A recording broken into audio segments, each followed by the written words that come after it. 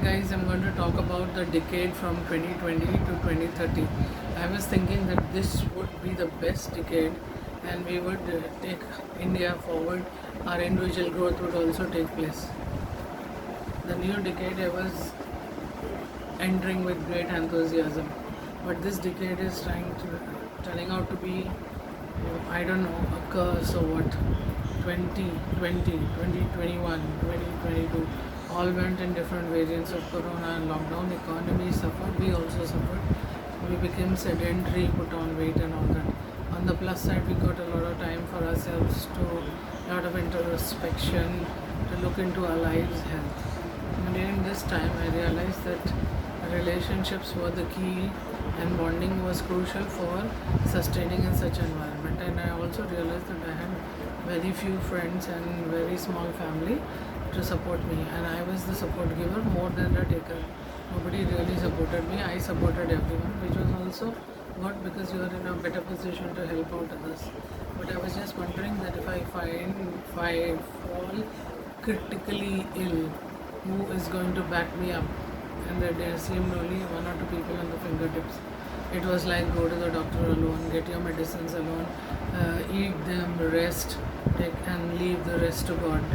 So I did that and I did recover from a few ailments, but it taught me a lot of things, that there is a big difference between people, talking sweet on your face and actually offering support when it comes to crisis. Very few people stand up. Most of them avoid. They could be your near and dear ones also. Maybe because everybody is so busy in their own lives, or because they are selfish, they don't want to take out time. Even phone calls, for 1 minute phone call, which would reassure you. And in this, there would be different types. There would be a person very close to you not wanting to help. There would be a person sitting far away wanting to help but not able to do so. Self-help in this case is the best help. Then in relationships, we can talk about love also. See, love is such an overrated emotion. In Indian movies, they show love going to extreme levels, people doing everything in their, to get that love. But in reality, it is a total different game. Many children fall under the pressure of the parents and don't get their love partners. Most marriages are arranged marriages which have no love in them. It's kind of convenient. Some of the marriages are business alliances. And marriage and love may be two separate individual things and they may not coexist.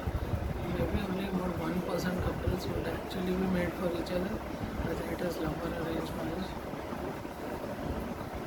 Like achievers, there is only 1% of that cream layer of achievers who reaches the top, who goes to IIT, IIM.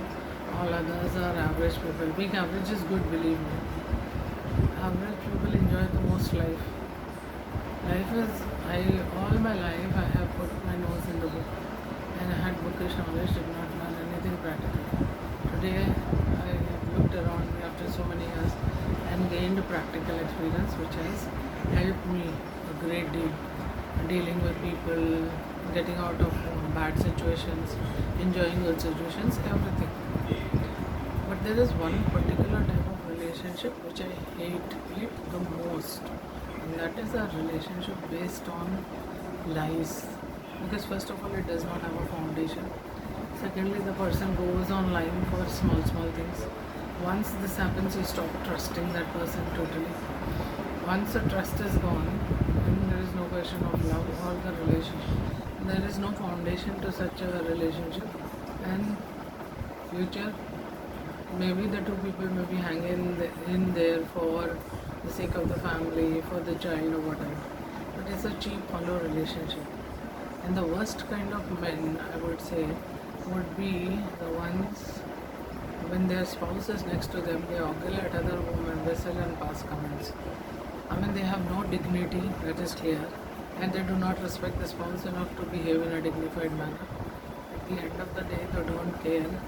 They are drunkards, bullies, gone case people with no ethics, no respect for women, and forget women, they don't have respect for themselves. And such men are dustbins actually. But for every one such man, there are two men who are decent, dignified, and who respect themselves, and they respect women, and they are always there to help them. Basically, it's not a man-woman thing. When we are young and capable, everybody can be self-reliant. As you grow older, that is the time when you start depending on people. Sometimes you just want to be pampered. If you are ill, you want to be taken to a doctor. Not that you can't go alone, but you want that person to show, that person who has made a relationship with you, to show that they care. But that time only that person thinks of seeking revenge and getting even with you, and the ego comes in between. And at the same time, also that I will not do this for you. I know a person who would fight with his wife every time they went to a doctor.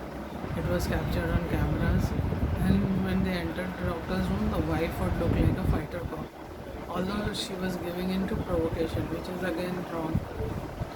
There are people who have mastered this ability to provoke their wives.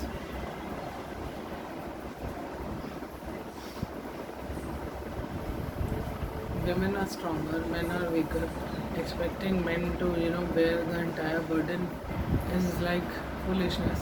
Actually, seeing women bear the entire burden, they bear the children, they educate them, they look after the household, they give savings to the house, they buy the house with the savings, they buy a lot of things with the savings, and they educate the future generation.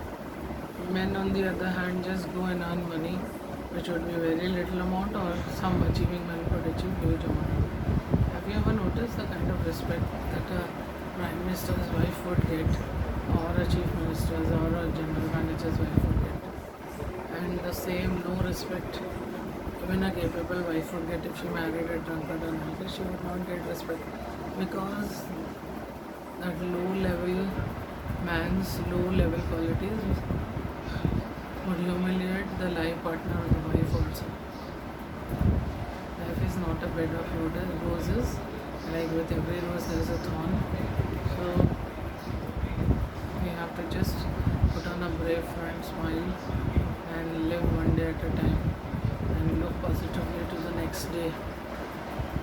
If the day goes without any earthquake, without any cyclone, without any war, without any disease, without anybody humiliating you, and you get your 3 meals and your peaceful sleep, then you are the luckiest person on this earth. With all the wars and coronavirus going around, this is a tough thing.